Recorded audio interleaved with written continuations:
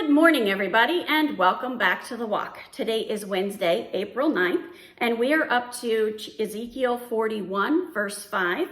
We are still learning about the measurements of this temple and the different pieces that are going to be a part of this millennial temple.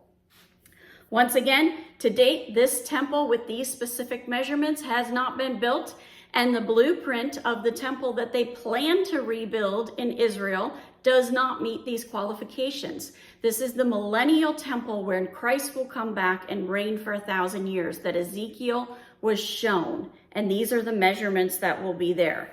Verse 5. Then he measured the wall of the temple, 6 cubits thick, and the breadth of the side chambers, 4 cubits all around the temple. And the side chambers were in 3 stories, one over another, 30 in each story.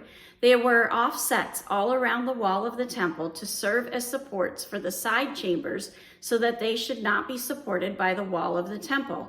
And it became broader as it round upward to the side chambers because the temple was enclosed upward all around the temple. Thus the temple had a broad area upward, and so one went up from the lowest story to the top story through the middle story.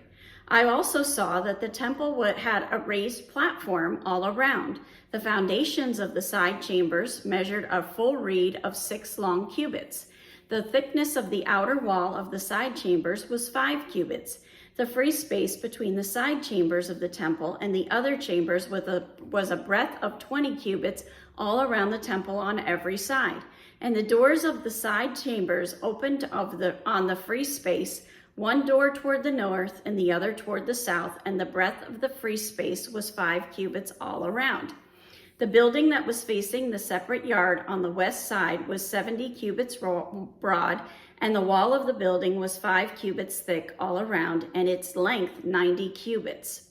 In the Cultural Study Bible, there was a note that said both Solomon's temple and the temple of Ezekiel consisted of 3 rooms. The dimensions of the holy room and the great hall and both temples are identical. So this holy room is the same between Solomon and this millennial temple, but there were differences in other areas within the temple. Verse 13.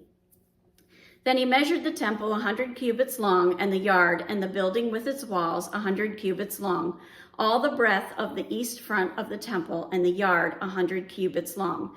Then he measured the length of the building facing the yard that was at the back, and its galleries on either side 100 cubits long. Okay, so then there was a Cultural Study Bible note that said, the building facing the courtyard at the rear of the temple, the identification and the function of this building are primarily determined by understanding the obscure Hebrew term used for galleries or ledges. These galleries appeared on the outside of the structure. They either came in 3s or were 3 levels.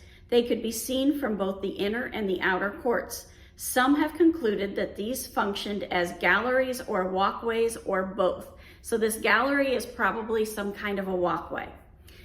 Back to verse 15. The inside of the nave and the vestibules of the court, the thresholds and the narrow windows, the galleries all around the 3 of them opposite the threshold were paneled with wood all around from the floor to the windows. Now the windows were covered.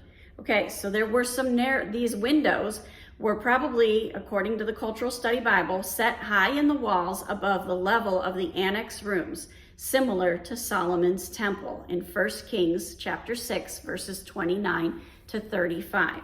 So we can make some comparisons between these 2 temples, but there's also quite a few differences. The important thing to take out of this is that God is very specific. He was very specific about Solomon's temple. He is very specific about the temple that he's showing to Ezekiel, which we believe to be that millennial temple. The point is, none of this is outside of God's plan. God has a purpose for everything, and one day we will know that purpose. Have a wonderful day. God bless, and keep walking the walk.